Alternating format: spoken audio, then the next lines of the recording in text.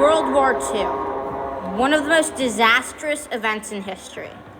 Several factors changed the course of history leading up to the defeat of the Axis powers. The Japanese Empire had just bombed Pearl Harbor, and the U.S. had just declared war on the Japanese Empire.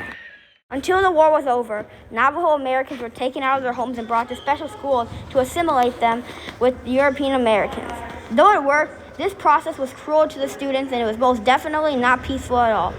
The students would be stripped of all of their belongings and clothing and were forced to speak English as their native language was forbidden. The punishment for speaking in their native language was beating and harassment. Many of the Navajo kids are mentally scarred from their time in these schools. When America entered World War II, the Army drafted some of the Navajo boys from their school because they thought they would be useful to send messages. Messages were sent through code.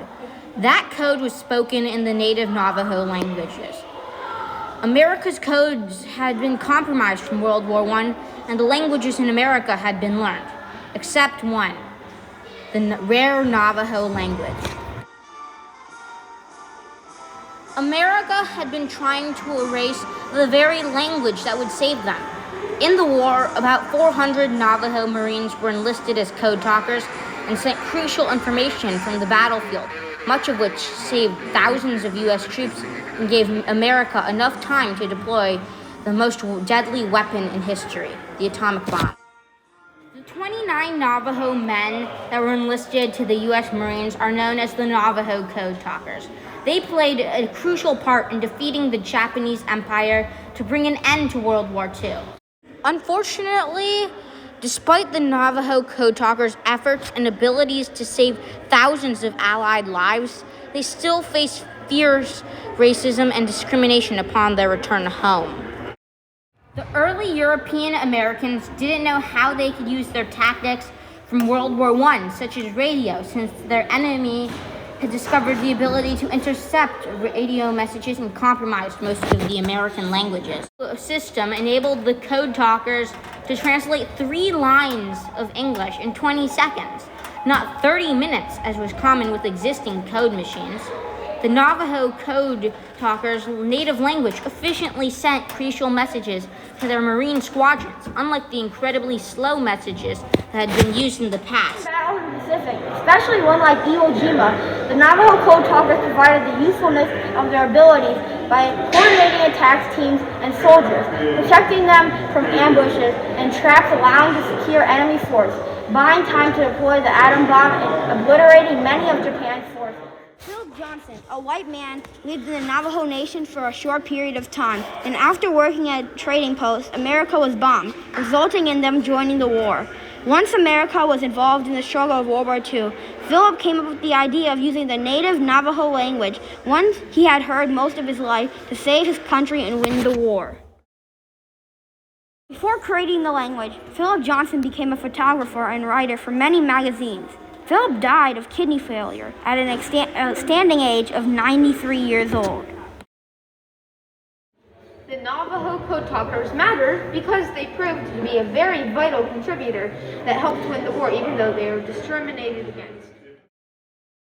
Philip's code was truly remarkable.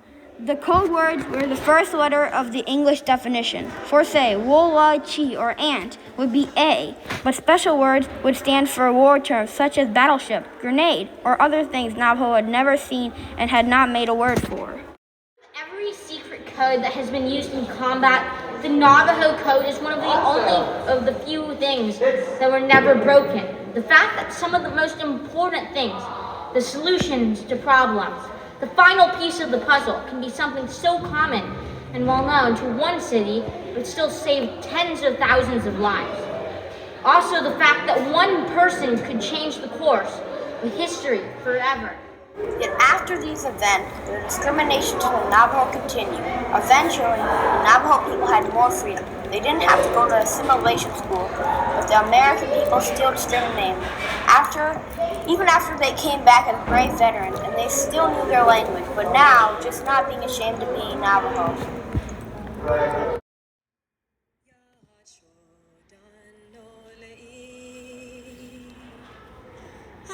cause be it done. But we need go attend.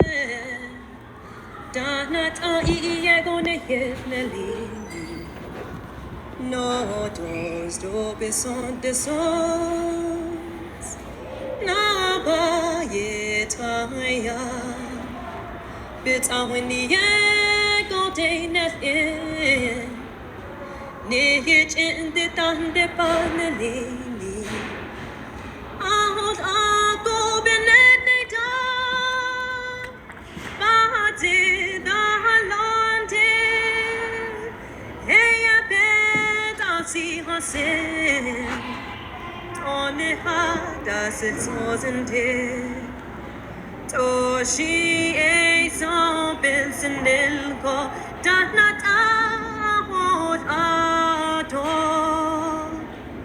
Nihikea.